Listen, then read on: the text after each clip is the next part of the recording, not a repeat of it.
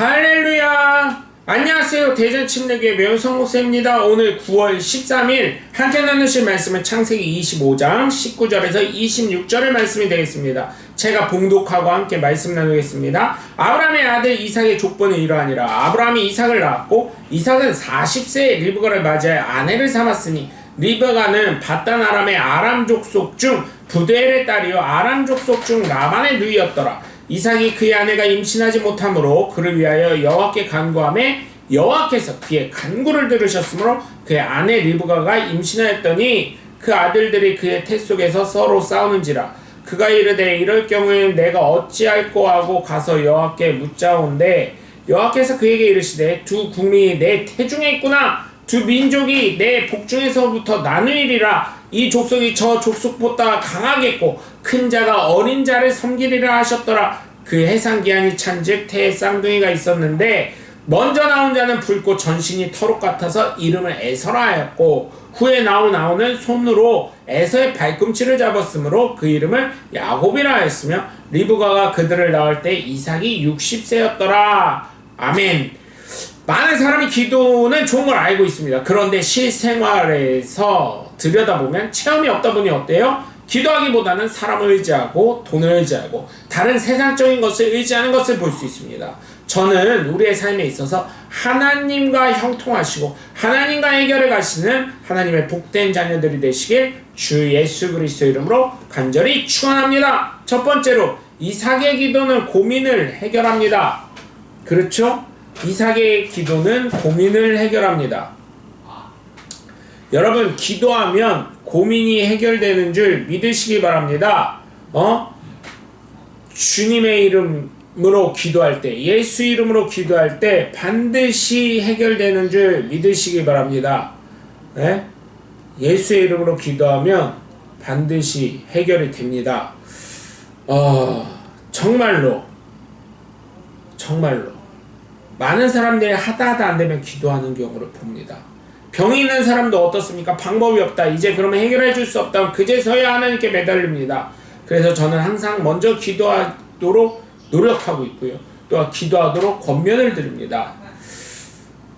그런 일이 없도록 하나님의 의지를 주신 것도 분명히 허락하신 것이거든요. 그래서 저는 기도합니다.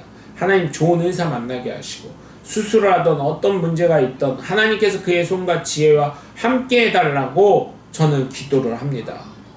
여러분, 이것도 하나님의 능력이고 하나님으로부터 시작이 되는 것입니다. 그러니 좋은 의사 선생님 만나는 것도 하나님의 능력이고 복인 줄 믿으시기 바랍니다. 이삭은 하나님께 기도하여 해결받습니다. 저는 우리가 하나님께 기도하여 해결받을 줄 믿습니다. 오늘 본문 19절에서 21절까지 보면 이삭이 40세에 아내를 리브가로 맞이하는데 이 리브가도 임신이 되지 않습니다. 그래서 이삭이 하나님께 기도하자 리브가가 임신하게 됩니다. 그 기도를 듣고 응답하셨어요. 이처럼 이삭이 기도한 것처럼 저와 여러분이 기도하시면 하나님 반드시 응답하시는 줄 믿으시고 하나님과 형통함에 축복이 넘치시길 주 예수 그리스도 이름으로 간절히 축원합니다. 두 번째, 이삭의 기도는 어떤 일이든 기도하게 만드는 능력의 기도였습니다. 기도의 응답을 체험한 리브가도 합니다. 들어서 알게 되는 간접 체험이 아니라 자신의 몸에 직접적으로 나타나는 직접 체험을 하죠. 그러니 리브가도 기도합니다. 하나님을 확신하게 됩니다.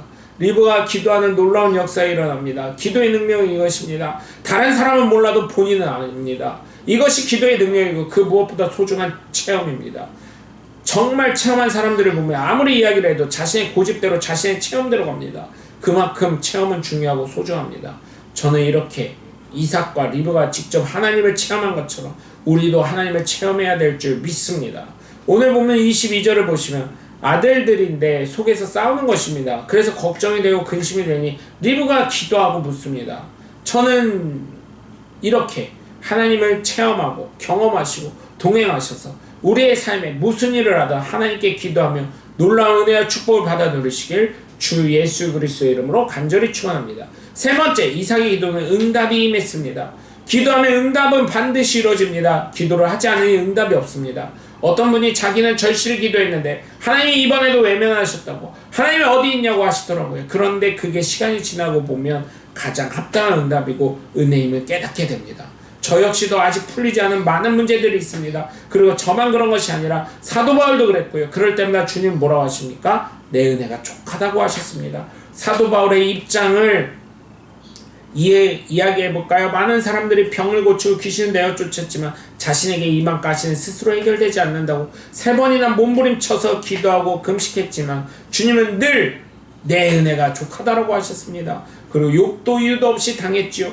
그런데 그때 오히려 하나님은 그에게 회개를 받으시고 결국 더욱 풍성하게 채워주신 것 아니겠습니까? 그렇게 하나님 앞에서 늘 겸손하고 하나님께 부르짖고 응답을 기다려야 될 줄 믿습니다. 오늘 본문 23절에서 26절까지 보시면 하나님이 응답하셨습니다. 내 태중에 두 민족이 있는데 복중에서부터 나뉘었다 하시면서 작은 자를 큰 자가 작은 자를 섬기게 될 것이라고 합니다. 먼저 나온 아이는 붉은 털이 많아 에서라 했고 둘째는 에서의 발꿈치를 잡고 나왔으므로 그 이름을 야곱이라 했습니다. 그리고 이삭이 아이를 얻을 때 60세였습니다. 그럼 40세에 결혼해서 20년을 기다린 것입니다. 여러분, 하나님의 기도 응답은 반드시 이루어집니다. 그러니 겸손하게 우리는 기다리고 하나님의 때를 앞당길 수 있도록 하나님께 매달리고 기도하여 하나님의 놀라운 은혜와 축복을 받아 누리시길 주 예수 그리스도 이름으로 간절히 축원합니다. 여러분 오늘도 함께 해주셔서 감사합니다. 저는 대전침례교회 명성 목사였습니다. 감사합니다. 샬롬.